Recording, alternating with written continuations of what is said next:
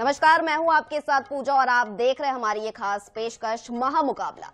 भारत और south Africa के बीच 3 मैचों की वनडे सीरीज का तीसरा और आखिरी मुकाबला बता दें आज विशाखापत्तनम में खेला जा रहा है। थोड़ी ही देर में दोनों टीमों के कप्तान टॉस के लिए मैदान पर जो आए हैं वो सिक्का उछलने ही वाला है। बस 1 मिनट बचा है। बता दें 3 मैचों की वनडे सीरीज में अभी दोनों टीमें 1-1 की बराबरी पर चल रही है।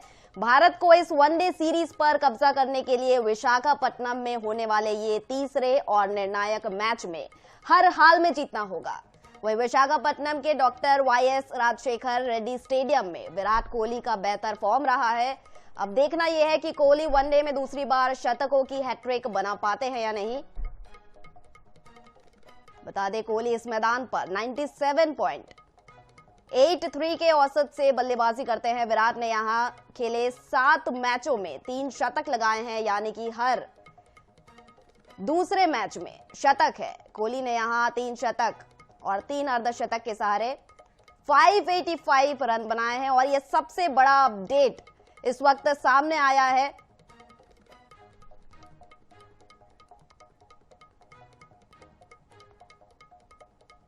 तो बता दें आज निर्णायक मुकाबला है।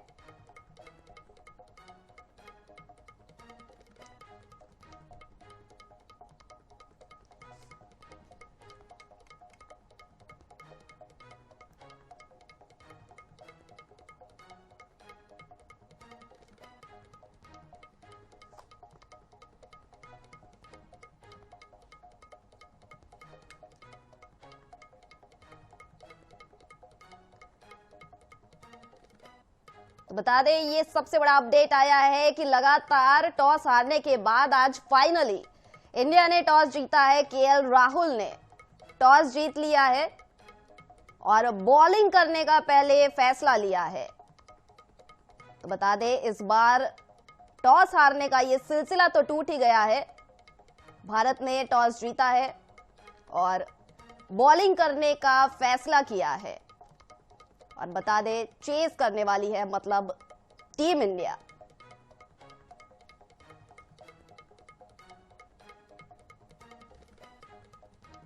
बता दें इस वक्त सीरीज 1-1 से बराबर है और ये आज फाइनल और आखिरी निर्णायक मुकाबला है। देखना होगा सीरीज किसके नाम होती है।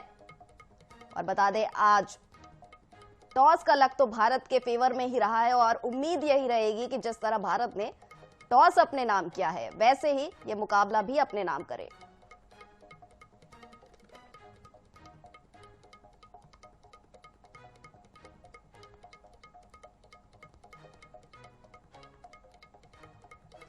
और बता दें इसी पर चर्चा करने के लिए जशवंत क्लाउडियस जी हमारे साथ है।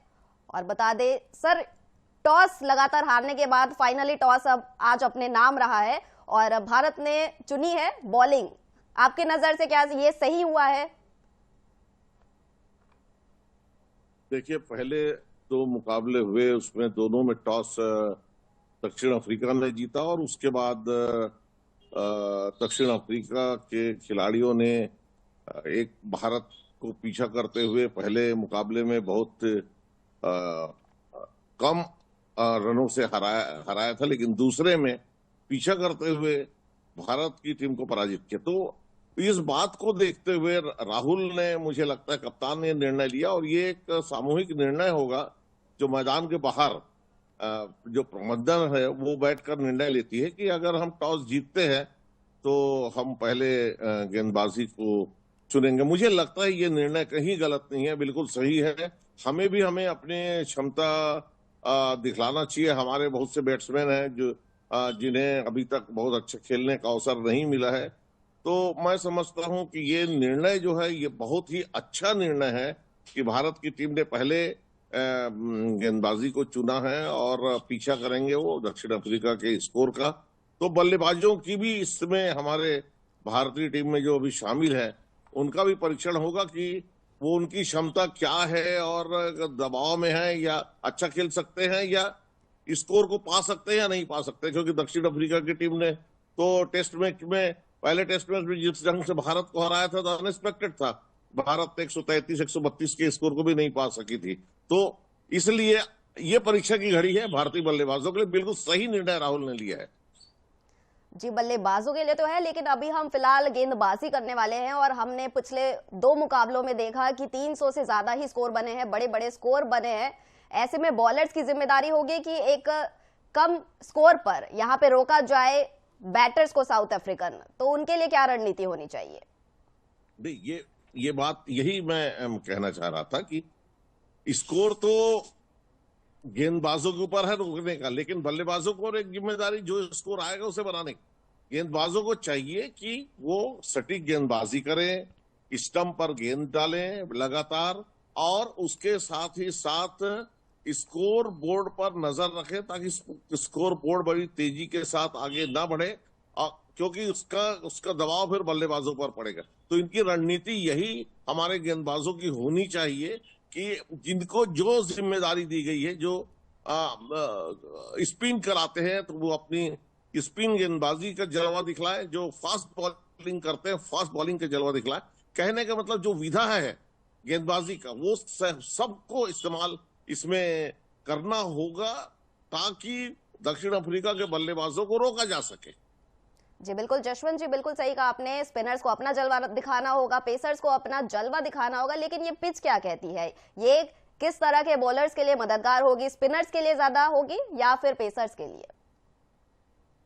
दक्षिण विशाखापट्टनम की टीम ने अब तक मुझे लगता है कि दोनों ही किस्म के गेंदबाजों के लिए एक लाभप्रद स्थिति दी है, लेकिन आज मुझे लगता है जिस ढंग से दोनों टीमें खेल रही हैं, अगर हम आज की बात करें तो स्कोर एक बार फिर से 280 के ऊपर जा सकती है। इसका मतलब यह हुआ कि एक जो पिच है वो बल्लेबाजों के पक्ष में होगी, खेलने लायक होगी, और अब यही है कि गेंदबाज उस पिच पर बल्लेबाजों को किस तरह से रोक सकते हैं, ये अब उनके ऊपर डिपेंड करेगा। विशाखापट्टनम की ये जो पिच है अब जो बनाई गई है, जो बनी हुई है, ये बल्लेबाजों के लिए लाभप्रद होने की संभावना है। जी बिल्कुल सही कहा आपने। और गेंदबाजी की अगर हम अभी पहले बात कर ही रहे हैं तो हमने देखा है कि अभी तक जो है कुलदीप यादव सबसे ज्यादा जो है इफेक्टिव रहे हैं। वही पेसर्स में हमने थोड़ा देखा है कि यहाँ पे कोई एक्सपीरियंस ज्यादा है नहीं। तो आपको क्या लगता है कि आज किस पर सबसे ज्यादा जिम्मेदारी होनी चाहिए?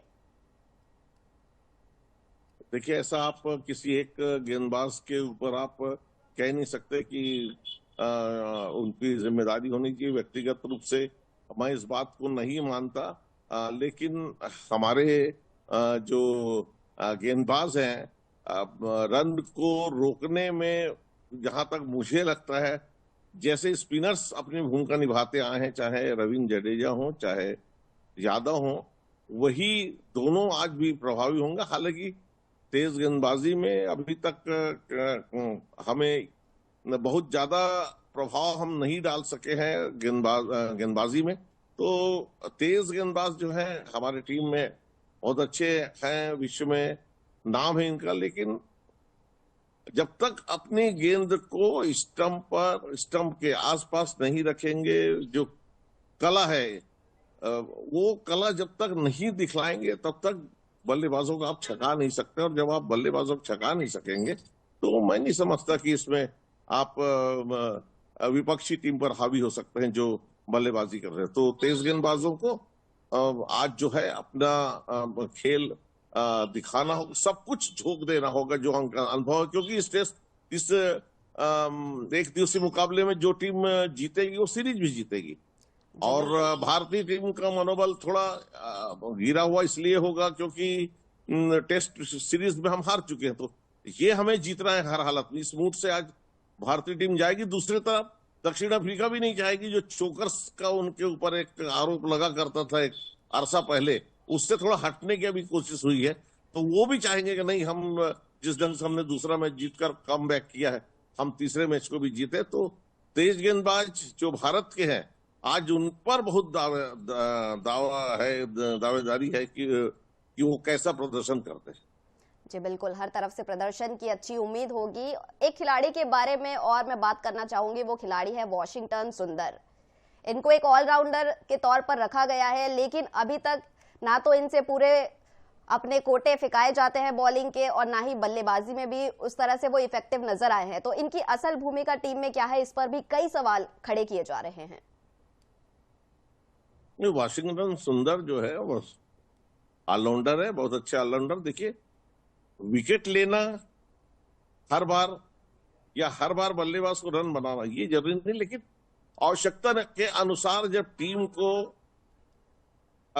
विकेट एक तरफ गिर रहे हैं तो दूसरी तरफ अपने आप को रोके रखना या विकेट ना गिरने देना एक महत्वपूर्ण बात होती है। दूसरा, विकेट अगर आप नहीं भी ले पा रहे हैं और रन अगर आप कम देते हैं तो भी एक अच्छी बात है। अगर ऐसे गेंदबाज को या ऐसे ऑलराउंडर को अपन लाते हैं जो बहुत रन भी दे रहे हैं और बल्लेबाजी में भी कुछ नहीं कर रहे हैं, मुझे लगता है इसीलिए वाशिंगटन सुंदर को मौका दिया जाता है। आप देखिए, जब भी उन्होंने जब आवश्यकता हुई भारत को, आमतौर पर उन्होंने अच्छा खेला है, इसमें दुमत नहीं है।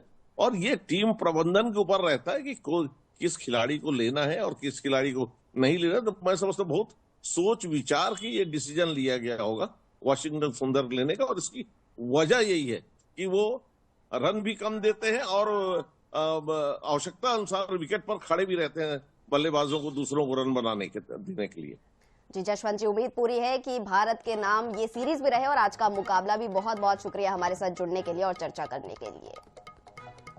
तो एक छोटा सा ब्रेक लेंगे, इसके बाद जल्द लौटेंगे।